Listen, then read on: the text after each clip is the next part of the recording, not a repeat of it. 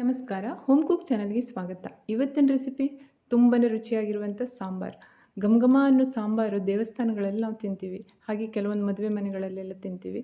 ಅದೇ ರೀತಿ ಸಾಂಬಾರನ್ನು ಈರುಳ್ಳಿ, ಬೆಳ್ಳುಳ್ಳಿ ಹಾಕ್ದೇನೆ ಮಾಡುವಂಥ ವಿಧಾನವನ್ನು ಇವತ್ತು ನಾನು ತಿಳಿಸ್ಕೊಡ್ತೀನಿ. ಇದಕ್ಕೆ ಕೆಲವಷ್ಟು ವೆಜಿಟೇಬಲ್ಸನ್ನು ಹಾಕ್ತೀವಿ. ಹಾಗೆಯೇ ಎಲ್ಲ ಮಸಾಲೆಗಳನ್ನು ಆಗಿಂದಾಗಲೇ ರೆಡಿ ಮಾಡಿ ಅದನ್ನು ಮಾಡುವಂಥ ಒಂದು ಕ್ರಮ. ತುಂಬನೇ ಚೆನ್ನಾಗಿರುತ್ತೆ. ಸುಲಭವಾಗಿ ಮಾಡ್ಕೊಳ್ಬೋದು. ಬನ್ನಿ ಮಾಡೋಣ. ಮೊದಲಿಗೆ ನೋಡಿ ಒಂದು 3/4 ಕಪ್ಪಷ್ಟು ತೊಗರಿಬೇಳೆಯನ್ನು ತೆಗೆದುಕೊಂಡಿದ್ದೇನೆ. ನೀವು ಎಷ್ಟು ಜನಕ್ಕೆ ಅಡುಗೆ ಮಾಡ್ತೀರಿ ಅದ್ರ ಮೇಲೆ ಡಿಪೆಂಡ್ ಆಗುತ್ತೆ. ನಾನಿಲ್ಲಿ ಸುಮಾರು ಒಂದು 10 ಜನರಿಗೆ ಊಟ ಮಾಡುವಷ್ಟು ಸಾಂಬಾರನ್ನು ಮಾಡ್ತಾಯಿದ್ದೀನಿ. ಅದಕ್ಕೆ 3/4 ಕಪ್ಪಷ್ಟು ತೊಗರಿಬೇಳೆ ಸಾಕಾಗುತ್ತೆ. ಅದನ್ನು ಚೆನ್ನಾಗಿ ತೊಳೆದು ಅದನ್ನೊಂದು ಕುಕ್ಕರಲ್ಲಿ ಹಾಕಿ ಬೇಯಿಸ್ಕೊಳ್ಳೋದು. ಇದಕ್ಕೇನು ಉಪ್ಪೇನು ಹಾಕುವಂಥದ್ದಿಲ್ಲ. ಹಾಗೆಯೇ ಎಷ್ಟು ಬೇಳೆ ತೆಗೆದುಕೊತೀವಿ ಅದರ 3 ಪಟ್ಟಷ್ಟು ನೀರನ್ನು ಹಾಕಿ ಒಂದು 2 ವಿಸಲನ್ನು ಮೀಡಿಯಮ್ ಫ್ಲೇಮಲ್ಲಿಟ್ಟು ಕೂಗಿಸ್ಕೊಂಡ್ರೆ ಸಾಕು. ಅದು ಬೇಳೆ ಚೆನ್ನಾಗಿ ಕರಗಬೇಕು. ನೋಡಿ, ನಾನಿಲ್ಲಿ ಸಾಂಬಾರಿಗೆ 7 ವಿಧದ ತರಕಾರಿಯನ್ನು ಕಟ್ ಮಾಡಿ ಇಟ್ಕೊಂಡಿದ್ದೇನೆ. 3 ಬದನೆಕಾಯಿಯನ್ನು ಮೀಡಿಯಮ್ ಗಾತ್ರದಲ್ಲಿ ಕಟ್ ಮಾಡಿಟ್ಟಿದ್ದೀನಿ. ಹಾಗೆಯೇ 2 ನುಗ್ಗೆಕಾಯಿ, 2 ಕ್ಯಾರೆಟು, 5ರಿಂದ 6 ಬೀನ್ಸು ಮತ್ತು ಸಿಹಿ ಕುಂಬಳಕಾಯಿಯ ಅರ್ಧ ಪೀಸನ್ನು ಕಟ್ ಮಾಡಿಟ್ಟಿದ್ದೀನಿ. ಸಿಹಿ ಕುಂಬಳಕಾಯಿ ಸಾಂಬಾರಿಗೆ ಹಾಕಿದರೆ ಟೇಸ್ಟ್ ತುಂಬಾ ಚೆನ್ನಾಗಿ ಬರುತ್ತೆ.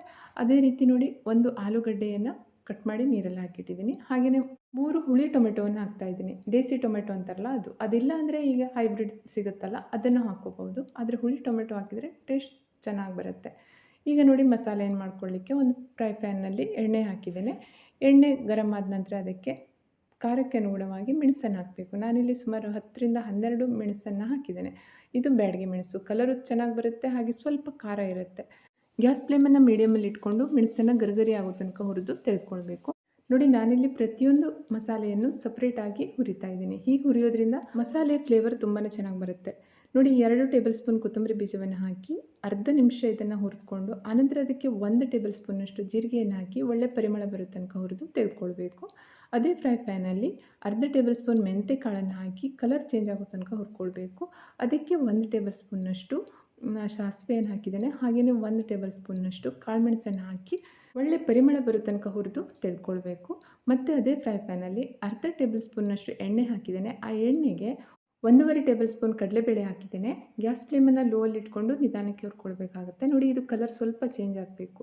ಆನಂತರ ಇದಕ್ಕೆ 1.5 ಟೇಬಲ್ ಸ್ಪೂನ್ನಷ್ಟು ಉದ್ದಿನಬೇಳೆಯನ್ನು ಹಾಕಿ ಒಳ್ಳೆ ಪರಿಮಳ ಬರಬೇಕು. ಹಾಗೆಯೇ ಕಲರ್ ಸ್ವಲ್ಪ ಬ್ರೌನ್ ಆಗಬೇಕು. ನೋಡಿ, ಅಲ್ಲಿ ತನಕ ಹುರ್ಕೊಳ್ಬೇಕು. ಗ್ಯಾಸ್ ಫ್ಲೇಮನ್ನು ಲೋಯಲ್ಲಿ ಇಟ್ಕೊಂಡು ನಿಧಾನಕ್ಕೆ ಹುರ್ಕೊಂಡ್ರೆ ಚೆನ್ನಾಗಾಗುತ್ತೆ. ನೋಡಿ, ಇದನ್ನು ಈಗ ತೆಗೆದು ಮೆಣಸಿನ ಜೊತೆನೇ ಹಾಕ್ತಾಯಿದ್ದೀನಿ. ಅದೇ ಫ್ರೈ ಪ್ಯಾನಲ್ಲಿ 3 ದಂಟಷ್ಟು ಕರಿಬೇವಿನ ಎಲೆಯನ್ನು ಹಾಕಿ ಗರಿಗರಿ ಆಗೋ ತನಕ ಹುರ್ಕೊಳ್ಬೇಕು. ನೋಡಿ, ಈಗ ಗ್ಯಾಸ್ ಫ್ಲೇಮನ್ನು ಆಫ್ ಮಾಡಿ ಹುರಿದಿರುವಂಥ ಮೆಣಸು ಮತ್ತು ಬೇಳೆ ಎಲ್ಲ ಉಂಟಲ್ಲ, ಮಸಾಲೆಗಳನ್ನು ಹಾಕಿ ಅದಕ್ಕೆ ಅರ್ಧ ಟೇಬಲ್ ಸ್ಪೂನ್ ಅರಿಶಿನ ಪುಡಿ ಹಾಕಿದ್ದೇನೆ. ಹಾಗೆಯೇ ಒಂದು ಚಿಕ್ಕ ಗಾತ್ರದ ಗಟ್ಟಿ ಇಂಗಿನ ಚೂರನ್ನು ಹಾಕಿದ್ದೇನೆ. ಗಟ್ಟಿ ಹಿಂಗಿಲ್ಲ ಅಂದರೆ ಪುಡಿ ಹಿಂಗನ್ನು ಹಾಕೋಬೋದು. ಈಗ ಈ ಮಸಾಲೆ ತಣ್ಣಗಾದಮೇಲೆ ಇದನ್ನು ಸ್ಮೂತ್ ಪೌಡ್ರ್ ಮಾಡ್ಕೋಬೇಕು. ನೋಡಿ, ಈ ಕಡೆ ಬೇಯಲಿಕ್ಕೆ ಇಟ್ಟಿರುವಂಥ ತೊಗರಿಬೇಳೆ ತುಂಬಾ ಚೆನ್ನಾಗಿ ಬೆಂದಿದೆ. ಅದನ್ನು ಸ್ವಲ್ಪ ಸ್ಪೂನ್ನಿಂದ ಸ್ಟರ್ ಮಾಡಿದಾಗ ಅದು ಕರೆಕ್ಟಾಗಿ ಮ್ಯಾಶ್ ಆಗುತ್ತೆ. ಆನಂತರ ಯಾವ ಪಾತ್ರೆಯಲ್ಲಿ ಸಾಂಬಾರು ಮಾಡ್ತಾಯಿದ್ದೀನಿ ಆ ಪಾತ್ರೆಗೆ ಇದನ್ನೆಲ್ಲ ಹಾಕ್ಕೊಂಡು ಈ ಬೇಳೆಗೀಗ ಕಟ್ ಮಾಡಿರುವಂಥ ಎಲ್ಲ ತರಕಾರಿಗಳನ್ನು ಒಟ್ಟಿಗೆ ಹಾಕಬೇಕು. ಆಲೂಗಡ್ಡೆ ಮತ್ತು ಬದನೆಕಾಯನ್ನು ನೀರಿಂದ ಸಪ್ರೇಟ್ ಮಾಡಿ ಹಾಕಬೇಕು. ಈ ತರಕಾರಿ ಬೇಯುವಾಗ ಉಪ್ಪನ್ನು ಹಾಕಬೇಕು. 1.5 ಟೇಬಲ್ ಸ್ಪೂನ್ ಉಪ್ಪನ್ನು ಹಾಕಿ ಸರಿಯಾಗಿ ಮಿಕ್ಸ್ ಮಾಡಿ ಗ್ಯಾಸ್ ಫ್ಲೇಮನ್ನು ಹೈಯಲ್ಲಿಟ್ಟು ಮುಚ್ಚಿ ಬೇಯಲಿಕ್ಕೆ ಬಿಡಬೇಕು. ನೋಡಿ, ಹುರಿದಿಟ್ಟಿರುವಂಥ ಮಸಾಲೆ ತಣ್ಣಗಾಗಿದೆ. ಈಗ ಈ ಮಸಾಲೆಗಳನ್ನು ಒಂದು ಮಿಕ್ಸರ್ ಜಾರಲ್ಲಿ ಹಾಕಿ ಸ್ಮೂತಾಗಿ ಪೌಡ್ರ್ ಮಾಡ್ಕೋಬೇಕು. ನೋಡಿ, ಈ ರೀತಿ ಮಸಾಲೆ ಪೌಡ್ರನ್ನು ಮಾಡಿಟ್ಕೊಂಡ್ರೆ ದಿನನಿತ್ಯದ ಅಡುಗೆಯನ್ನು ಸುಲಭವಾಗಿ ಮಾಡ್ಕೊಳ್ಳಿಕ್ಕಾಗುತ್ತೆ. ಸಾಂಬಾರು ಪೌಡ್ರು ರೆಡಿ ಆಯಿತು. ನೋಡಿ, ನಾನಿಲ್ಲಿ ಒಂದು ನಿಂಬೆಹಣ್ಣಿನ ಗಾತ್ರದ ಹುಣಸೆ ಹಣ್ಣನ್ನು ನೀರಲ್ಲಿ ಹಾಕಿಟ್ಟಿದ್ದೇನೆ. ಈಗ ಈ ಹುಣಸೆ ಹಣ್ಣನ್ನು ಸರಿಯಾಗಿ ಕಿವುಚಿ ಆ ನೀರನ್ನು ಈ ಬೇಯ್ತಾ ಇರುವಂಥ ತರಕಾರಿಗೆ ಹಾಕಿ ಮಿಕ್ಸ್ ಮಾಡಬೇಕು.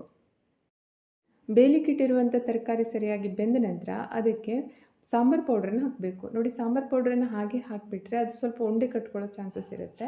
ಅದಕ್ಕೆ ಅದನ್ನು ಒಂದು ಬೌಲಲ್ಲಿ ಹಾಕ್ಕೊಂಡು ಅದಕ್ಕೆ ನೀರನ್ನು ಹಾಕಿ ಕೈಯಿಂದ ಸರಿಯಾಗಿ ಮಿಕ್ಸ್ ಮಾಡಬೇಕು. ಗಂಟುಗಳಿಲ್ಲದೆ ಇರೋ ಹಾಗೆ ಅದನ್ನು ಸರಿಯಾಗಿ ಮಿಕ್ಸ್ ಮಾಡಿ ಈ ಮಿಕ್ಸನ್ನು ಬೇಯ್ತಾ ಇರುವಂಥ ತರಕಾರಿಗೆ ಹಾಕಬೇಕು. ನೋಡಿ, ಹೀಗೆ ಮಾಡೋದ್ರಿಂದ ಬೇಯ್ತಾ ಇರುವಂಥ ತರಕಾರಿಗಳು ಸ್ಮ್ಯಾಶ್ ಆಗೋಲ್ಲ. ತುಂಬಾ ಸ್ಟರ್ ಮಾಡಿಬಿಟ್ರೆ ತರಕಾರಿ ಸ್ಮ್ಯಾಶ್ ಆಗೋಗ್ಬಿಡುತ್ತೆ, ಹಿಡಿದಾಗಿ ಇರೋದಿಲ್ಲ. ಈಗ ಬೇಕಾದಷ್ಟು ನೀರನ್ನು ಹಾಕಬೇಕು. ಸಾಂಬಾರು ಕನ್ಸಿಸ್ಟೆನ್ಸಿ ತುಂಬ ತೆಳ್ಳಗಾಗಬಾರ್ದು, ಹಾಗೆಯೇ ದಪ್ಪನೂ ಇರಬಾರ್ದು. ಮೀಡಿಯಮ್ ಕನ್ಸಿಸ್ಟೆನ್ಸಿ ಇಟ್ಕೊಂಡ್ರೆ ಚೆನ್ನಾಗಾಗುತ್ತೆ. ನಿಧಾನಕ್ಕೆ ಸರಿಯಾಗಿ ಮಿಕ್ಸ್ ಮಾಡಬೇಕು. ಕೊನೆಯದಾಗಿ ಇದಕ್ಕೆ 2 ಟೇಬಲ್ ಸ್ಪೂನಷ್ಟು ಬೆಲ್ಲವನ್ನು ಹಾಕ್ತಾಯಿದ್ದೀನಿ. ಇದು ಜೋನಿ ಬೆಲ್ಲ, ಬೇಕಾದರೆ ಗಟ್ಟಿ ಬೆಲ್ಲನೂ ಹಾಕ್ಕೋಬೋದು. ನೋಡಿ, ಸಾಂಬಾರಿಗೆ ಹುಳಿ ಸಿಹಿ ಖಾರ ಸೇರಿದಾಗ ಅದರ ಟೇಸ್ಟ್ ಅದ್ಭುತವಾಗಿರುತ್ತೆ. ಈಗ ಇದನ್ನು ಮುಚ್ಚಿ ಗ್ಯಾಸ್ ಫ್ಲೇಮನ್ನು ಹೈಯಲ್ಲಿಟ್ಟು 4ರಿಂದ 5 ನಿಮಿಷ ಕುದಿಸ್ಕೊಂಡ್ರೆ ಸಾಕು. ನೋಡಿ, ಸಾಂಬಾರು ಚೆನ್ನಾಗಿ ಕುದೀತಾ ಇದೆ. ಒಳ್ಳೆ ಪರಿಮಳ ಬರ್ತಾ ಉಂಟು. ಈಗ ಇದಕ್ಕೆ ಕಟ್ ಮಾಡಿರುವಂಥ ಕೊತ್ತಂಬರಿ ಸೊಪ್ಪನ್ನು ಹಾಕ್ತಾಯಿದ್ದೀನಿ.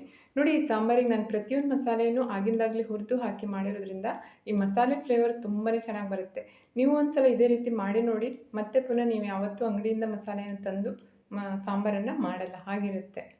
ಕೊನೆಯದಾಗಿ ಸಾಂಬಾರಿಗೆ ಒಂದು ಒಗ್ಗರಣೆ ಮಾಡ್ತಾಯಿದ್ದೀನಿ. ಒಗ್ಗರಣೆಗೆ 2 ಟೇಬಲ್ ಸ್ಪೂನ್ ತೆಂಗಿನೆಣ್ಣೆ ಇಟ್ಟಿದ್ದೇನೆ. ಸಾಸಿವೆ, ಕರಿಬೇವು, ಇಂಗು ಮತ್ತು ಒಣಮೆಣಸಿನಕಾಯಿ ಇವಿಷ್ಟನ್ನು ಹಾಕಿ ಈ ಒಗ್ಗರಣೆಯನ್ನು ಸಾಂಬಾರಿಗೆ ಹಾಕಿ ಮುಚ್ಚಿಬಿಡಬೇಕು. ಒಂದು 2ರಿಂದ 3 ನಿಮಿಷದ ನಂತರ ಇದನ್ನು ಓಪನ್ ಮಾಡಿ ಇನ್ನೊಮ್ಮೆ ಅದನ್ನು ಮಿಕ್ಸ್ ಮಾಡಬೇಕು. ನೋಡಿ, ಘಮ ಅನ್ನೋ ಸಾಂಬಾರು ಪರಿಮಳ ಮನೆಯೆಲ್ಲ ತುಂಬಿಕೊಳ್ಳುತ್ತೆ. ತುಂಬಾ ಚೆನ್ನಾಗಿರುತ್ತೆ, ತುಂಬಾ ಟೇಸ್ಟ್ ಆಗುತ್ತೆ. ಇದಕ್ಕೆ ಈರುಳ್ಳಿ ಬೆಳ್ಳುಳ್ಳಿ ಹಾಕದೆ ಮಾಡಿರೋದ್ರಿಂದ ಇದನ್ನು ವ್ರತಗಳಲ್ಲಿ ಅಥವಾ ಹಬ್ಬ ವಿಶೇಷ ಪೂಜೆಗಳಲ್ಲಿ ಊಟಕ್ಕೆ ಇದನ್ನು ಮಾಡ್ಕೊಳ್ಬೋದು. ಹಾಗೆಯೇ ಇಡ್ಲಿ ದೋಸೆ ತಿನ್ನಲಿಕ್ಕೂ ಈ ಸಾಂಬಾರು ತುಂಬಾ ಚೆನ್ನಾಗಾಗುತ್ತೆ. ಒಂದು ಸಲ ಟ್ರೈ ಮಾಡಿ ಟೇಸ್ಟ್ ಹೇಗಿದೆ ಅನ್ನೋದನ್ನು ತಿಳಿಸಿ. ರೆಸಿಪಿ ಇಷ್ಟ ಆದರೆ ಫ್ಯಾಮಿಲಿ ಫ್ರೆಂಡ್ಸ್ ಜೊತೆ ಶೇರ್ ಮಾಡಿ. ಹಾಗೆಯೇ ಚಾನಲ್ಗೆ ಸಬ್ಸ್ಕ್ರೈಬ್ ಆಗಿ ಲೈಕ್ ಮಾಡೋದನ್ನು ಮರಿಬೇಡಿ. ಇನ್ನೊಂದು ರುಚಿಯಾಗಿರುವಂಥ ಹಾಗೆ ಹೆಲ್ದಿಯಾಗಿರುವಂಥ ರೆಸಿಪಿಯೊಂದಿಗೆ ಮತ್ತೆ ಭೇಟಿ ಆಗ್ತೇನೆ. Thank you.